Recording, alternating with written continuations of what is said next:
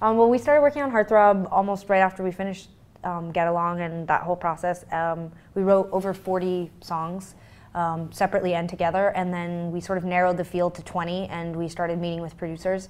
And our only criteria really we were looking for producers who had their feet solidly in not only the pop world but also the indie world. So we wanted someone who had sort of that indie credibility but also had ventured into pop and succeeded. And we also wanted someone who'd worked with a lot of women. And so the first person we met with was Greg Kurstin, and he'd done everything from Lily Allen and worked with Kesha and Kelly Clarkson, but also was with Beck for years and had just finished the Shins record. So he was our #1 choice, and he ended up doing 8 tracks on the record. And so the record has, I think, all the sort of quintessential Tegan and Sara stuff that you've probably become accustomed to, like the heartbreak and the intense emotion and a lot of the singing and melody work and harmonies and all that we usually do.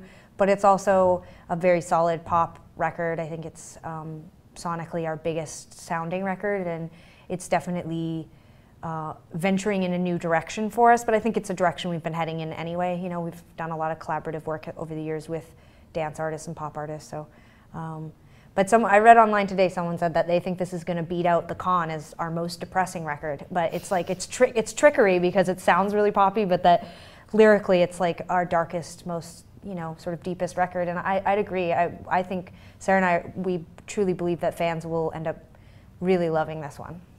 I think some of the songs that I love the most from like childhood, but like now that have extended into adulthood, they sort of have some of those properties, like Girls Just Want to Have Fun, or like Dancing in the Dark. I don't know, like I'm trying to think of like songs you could listen to at a party and everybody would be like, yes. And then also, if you were to sort of like strip away some of the instrumentation, or if you were even to like add a key change or something, they could be like super sad songs. Like Dancing in the Dark is actually it's a fairly dark song, but with like that 4 on the floor and that, with Courtney Cox dancing in the video, it's just like it's like a really fun pop song. Yeah. But but that sort of like a lot of this record I think could fall into maybe that gray area of like, there's like this real upbeat sort of anthemic nature, but then the songs themselves still have like this lyrical depth to it.